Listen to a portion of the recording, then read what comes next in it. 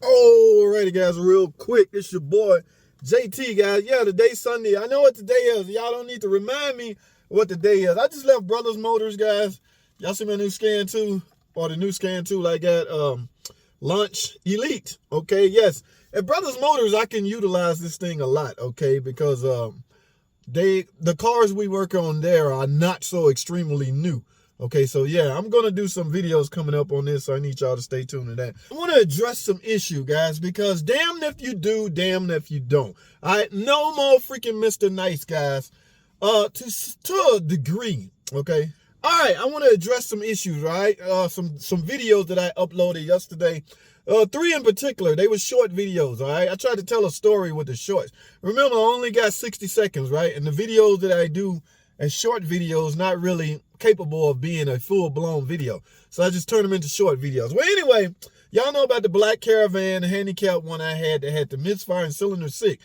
On video 1, I talked about how to get a misfire to appear. A lot of mechanics panic when they got a misfire P0300. That stands for multiple cylinder misfire. So when you get that code, you need a good scan tool that's good enough to break down which cylinder is missing. All right, yes, some scan tools will allow you to view such data. All right, I don't know how well your scan tools are. Okay, I'm still remaining to find out if that will work on this. I'll let y'all know. But for the most part, the scan tool that I was using will in fact show you that. All right, so I pulled that up. This is video 1. I pulled that up, and we was able to see by bogging the car down, in other words, simulating a load. In other words, they call it power braking. I was able to get that misfire to rear its ugly head. In other words, come out, show up. Where are you? I need to know which one is missing. Turn out number 6. All right. So we talked a little more on that video, and I moved on to the second video, where previously I had already turned in an estimate. Guys, now you got to understand something. When you're dealing with a misfire of that magnitude or such a misfire, you can be, nothing is 100%. You can be 95% sure that's either a core or a plug. It's definitely secondary ignition, all right?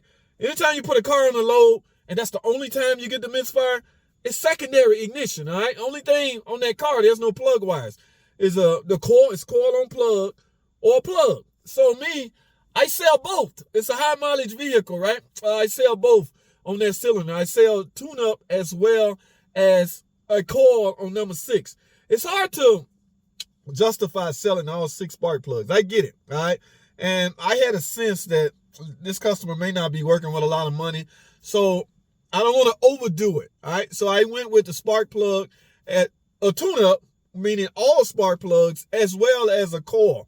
Now, granted, the way I wrote my estimate up was under the assumption that she would buy the spark plugs. All right, now you guys heard of the term overlapping, right? That is wrong. I'm against overlapping. I can't mentally do that and sleep at night. All right, I cannot charge somebody 2 hours to replace one core and 2 hours to screw in spark plugs. Simply because, again, it's overlapping. I still have to remove the intake either way it go. So I'm dealing with a service advisor that I'm not familiar with. I write my estimate up, tune up, make that the primary case in this case. All right. And under the bottom, see, the way our estimate set up, we got to justify which part and how much you pay and why. So I went tune up, maintenance, how many hours? 2.5, 2, whatever it was. And I went call, is needed, no charge. So the service advisor, after she heard the whining from the customer, not so much whining. Again, guys, I don't want to belittle anybody's financial situation. All right. So the advisors, again, the advisor went to the estimate and go, he got on here free. So good news for you, it's free. So I had to go back and school her on how that worked. Now, the customer jumped into defense mode. All right. Number 1, her concern is, why do I need both? Why do I need both? You got to be a pretty good service writer to be able to explain that, all right? Now, is both your problem? I mean, it's hard to say, but they so connected. A spark plug and a wire on that spark plug, in my opinion, should be replaced in pairs. All right, so I don't know how again, guys, I have no direct comment with customers at 2 of the places I'm employed with. The other 2, I have total communication with the customers. I sell the job. I do the job. Everything. I'm in everything, every loop of that fashion. In this case, I was not. So I had to school the writer. She went back and explained to the customer. The customer in defense mode. Y'all trying to rip me out automatically because she assuming scam. Now, let's go to these videos, okay? Y'all see right here, the first video I'm talking about, I named it Hack Way to Get a Misfire to Rear His Ugly Head. All right, we went over that. The second one was, I found out, all she want to do is a freaking call. Oh my goodness. For no charge. Guys, I don't know about y'all, but J2 does not work for free, all right? I do not work for free. Now, so in the last video, after we came to some agreement that, yeah, you're going to have to pay the same labor as it is 2 hours. I was like, just try to give me 2 hours. I don't have to be the whole 2.5. I got to pull the plenum. I got to do some work, okay? And plus, I got to do some work. So sell it that way. She finally convinced the customer to do that. Now, in the middle of doing that, this video right here, let's take a look right here. This video drew some crazy freaking comments, okay? And guys, let me do this, guys, because as far as a lot of the comments, for some reason focused on, I get that y'all concern is why did communication break down? All right, I tried to explain that in the video, but some people don't want to hear that. All right, let's go over some of these comments. I would have put a new plug in for her and just wrote it off as a donation. That is a good, who's that? Happy Roots. That is a good thing to do, all right? I'm going to tell you in a minute how that could backfire on you and how, in fact, it did backfire on me. All right, like I said earlier, guys, damn if you do, damn if you don't. No more Mr. Nice Guy from me when it comes to this, unless I get to interact with the customer myself. Yeah, I would have went to the service writer and it showed I did. No, I did not. I did not. Everything is communicated via a computer. I love that when you have literally take a whole plenum off. All right, if I had a nickel for every time, use an impact on plugs and take the threads with it. All right, let's do this for a quick. All right, because now I understand you guys' frustration. All right, when it comes to things that's been hammered in your head for years and years and years. Even Patrick McDonald, I'm assuming he's an older guy and he's been around cars a long time.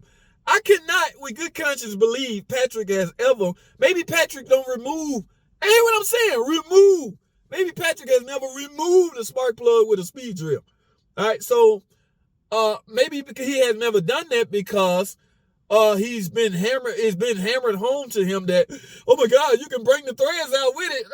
Oh, wait a minute. Now, guys, I would not sit here and say that's 100% false or you can't.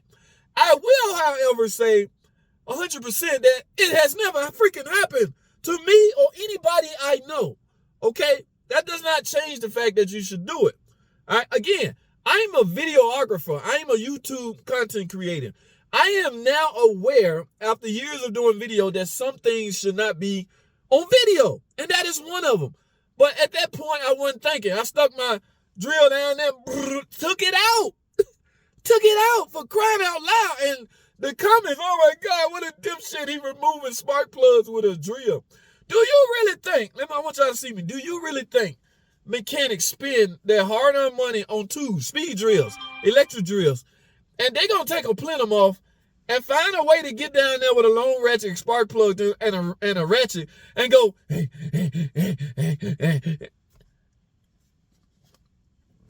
Hell no, they're not. Guys, they're not, okay? If any mechanic tell you they do that, they freaking lying.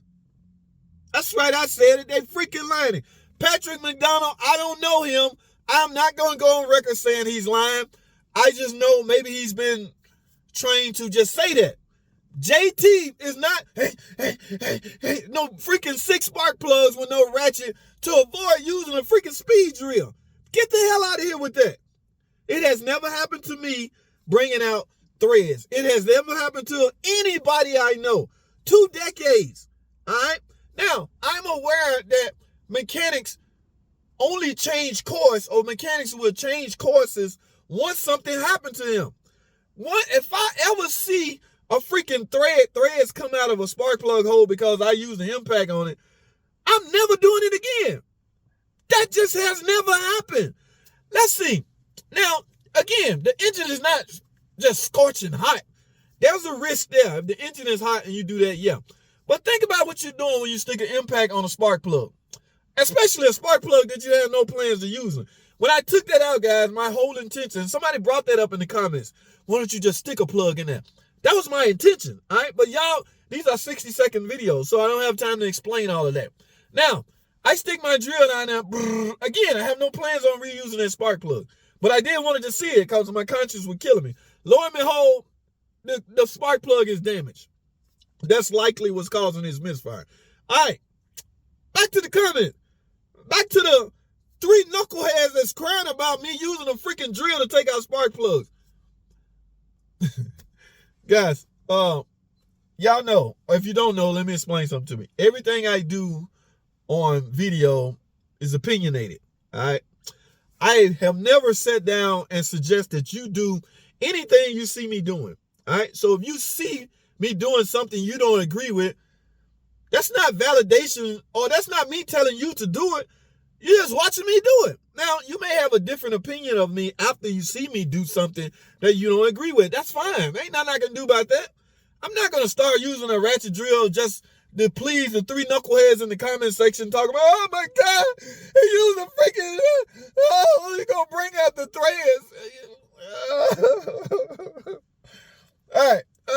So I take it with a grain of salt when you suggest that. I take it as that's your opinion. Remember, opinions are like assholes. Everybody got them. You are entitled to your opinion. All right? I'm not going to say you wrong. No, it's not going to, threads are not going to come out. I'm like, yeah, you continue to do it your way, guys. It's just, this is the way I'm doing this situation right here. This situation right here, that's the way I did that situation, all right? So let me finish because I want to explain to y'all to why there would be no more Mr. Nice Guy from one Mr. JT the car guy. So it was a 3.6 Pentastar behind me, an engine we just replaced. No big deal. I ain't putting this plug back in this lady car. This is the whole reason why she misfired. But the way it was explained to her, I guess she was under the impression that the coil was the most severe part. There's a breakdown in communication. So I turn around, remove the coil off that engine behind me, tuck that spark plug out. Better one. I'm going to put this one in here. Lo and behold, I put that car back together with the new car. Guess what? Misfire gone. Now, yes, JT a nice guy. No, I got in freaking trouble. You know why? Because this lady, that's why I should stop doing this until I interact with the customer. I can get a sense of where a customer head at based off of communication that I have with said customers. I did not get to do that. But let me tell y'all, I put the plug in, the used freaking plug that just happened to be better than the one I took out. All right. Now, like I say, I think the plug was the main problem, and I tried to sell both. I put the used plug in, put everything back together, start the car, power brake it, purling like a kid, no more misfire. Now, that does not negate the fact that she need all spark plugs, all right? In fact, she told a lady, I'm going to have to come back and get that later. Her finances, I get it, all right? So she bought one coil. Now, but the thing is, she technically had no plans of coming back, for whatever reason. But here's the thing. When she left the shop, because the advisor told her, yeah, you're still going to have the problem, all right, with that one coil. Well, I just can't afford it all. Just do the one coil. Then she did that just to justify not having to pay the hour anyway. So if you're going to pay, if you committed to the hour diagnostic time, you might well add a little extra onto it and actually get something done. So she got the coil done, but the advisor explained to her, you still going to have a misfire. But me, being a nice guy, putting another plug in, the misfire went away. How about I bring the car around, and I even turned the check engine light off. I shouldn't have turned the light off. But I'm thinking, man, do the right thing, man. She ain't got the money to help her. The same thing you guys are commenting on, I freaking did. And mind you, this happened before I even uploaded that video. I had no idea y'all was great minds think alike, guys. Let me put it that way. Everybody that suggested that I just do it, just write it off. Now, I can't write off 6 brand new spark plugs. Right. I mean, I can get her a used spark plug. Here's what I could do, or here's what I did for her. I can get that hardcore misfire to go away with another spark plug and that new coil. And that's exactly what I did. I turned the light out, bring the car around, it's purling like a kitten. And here go the lady. I still didn't get a chance to interact with her. But the advisor told me 2 hours later to call. The lady called back and was raising hell, calling us scam artists. You know why? Because she's under the impression we tried to upsell her a tune-up that she didn't freaking need, guys. Oh my goodness. Damned if you do, damned if you don't. Yes, she needed a tune-up. But based off what? No longer is her car doing this when she going up a hill.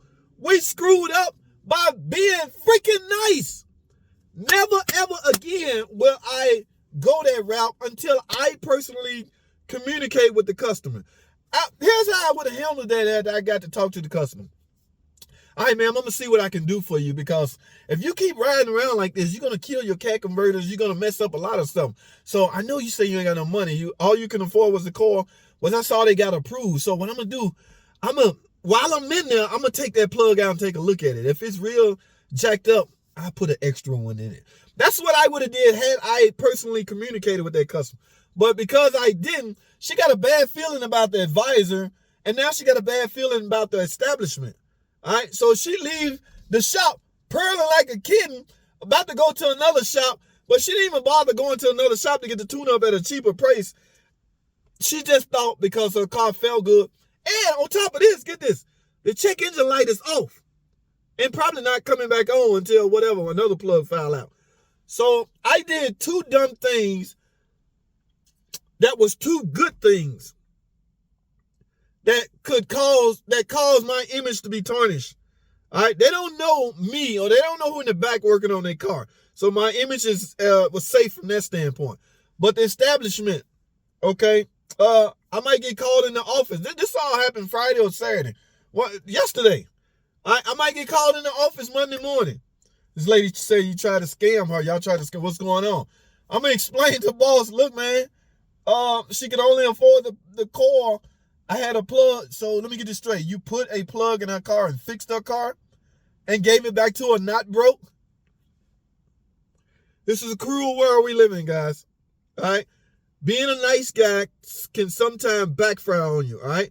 Think twice before you automatically assume that all customers are cool, are generous, understanding. No, they're not, all right? This could be a little old granny lady with the meanest freaking attitude. This because she have been scammed in the past, so her guards are automatically all the way up. All right, she's at the shop because rumor around town, we the best. It's as simple as that, and we is the best. We employ the best. All right, y'all can argue about the price or the labor rate all you want. We simply the freaking best. That's right, I said it. I happen to be an employee at one of the best facilities there is.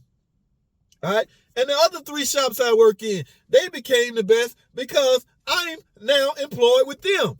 So to speak, I'm an independent contractor, not so much employed with them. But my point is, nice guys finish last. It's interesting to see how this conversation or this meeting gonna go tomorrow. They're gonna call me in the office. The service manager was there, and I spoke with him, but he's like, "You shouldn't have did that. Why'd you do that?" Because I'm almost cussed. I'm a freaking nice guy. And I promise you, one guy took his comment down. He's I'm going to tell y'all some of my comments. I hate a fucking coward, all right? Guys, say what you want to say, all right? You can call me a shit mechanic. That's what he did. He called me a shit mechanic. I can't believe you don't just get a lady a spark plug. He explained everything that I exactly did to the T. I read that and I got on there. I laughed. LALMA. I laughed out loud. Dude, I'm going to let your ass slide, okay? You dog me out on this post because you basically mentioned everything that I actually did. Normally, when guys talk that smack to me, I cut their ass deep. All right? Cut clown, you idiot. You don't know what the hell block. I didn't do none of that. I basically, man, I'm with you, man. Everything you said up to the part where I'm a shit mechanic was on point. I did everything you said, but I got in trouble. I go here to look. He done deleted his comment. He's a freaking coward. Why? Don't be a coward, guy. If you type something to me or you type some or comment and I don't agree with it, I'm not deleting it. If a comment come up missing, it's because you deleted it. I don't give a damn what you type. Up until the point where you affecting other people. Now I did have to let me tell you about this guy. I can't even think of his name. This guy, one guy, we going back and forth. And he's so reckless, he just went racist on my ass. I'm like, what the hell do a black establishment got to do with it? So we kept going, why am I communicating with your racist ass? He's like, I'd rather be called a racist than a scam artist. I was like, well, now you just ruined the relationship, man. We could have kept going with this debate. It was shit-talking debate. We could have kept going, but now you offended everybody else, okay? Because last time I let these comments slide like that, everybody else was on me like, look, man, you should not be, first of all, you shouldn't be arguing on some total strangers. And second of all, you shouldn't be letting people talk to you like that. So it's to the point where your comment offends others, okay? I can't have my elders secretly messaging me, telling me, man, dude, that ain't a good look what he said to you, man. So if the argument get to the point where it's racist argument, then I gotta let you gotta go, all right? All you had to do is back and I don't care, dude. I don't care. I love comments. Even the dumb ones, even the bad dumb ones. But when you make a comment that affect others, some people have feelings, feelings for me like, damn, JT, he said, man, you crazy, man. I can't believe he said that to you. Now I gotta delete you. Now I gotta block you. So let me tell you, I blocked the clown, and how about I get a message from another account? Hey, man, I was just playing. Can you unblock me? Dude, you talked all that smack about I'm a shit mechanic, scrub mechanic, and you want me to unblock you? No, like, just I've never seen somebody, I've seen this 2 or 3 times, but I never thought grown men come back and ask somebody to please unblock them. So you know what that tells me? You enjoy the videos and the communication. All right? You enjoy the videos that I produce. I have no problem with that, and the communication. This topic has been gone way offline. The whole point of this video was to tell you guys that I made a mistake. One guy even questioned the diagnosis. How much diagnosis you gonna do to an obvious secondary ignition problem? Like, you couldn't tell which one, what it was, the coil or the plug? Don't matter. They entwine with each other. They're getting both. It probably wasn't. Who cares? It's getting both. Like, you can spend all day trying to figure out, wait a minute now, is it the coil or the plug? You're getting both.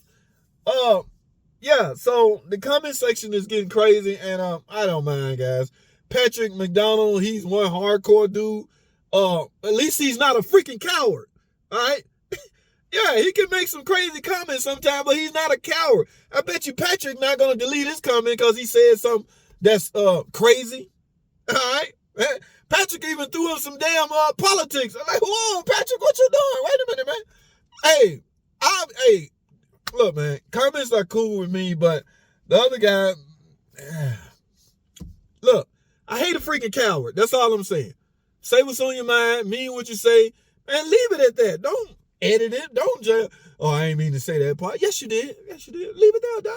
Hey, man, what's up? I gotta go. This video too long, and I got off topic, and I hope people don't click away because, hey, what the hell are you talking about? This is the topic of the video. Damn if you do, damn if you don't. Nice guys finish last.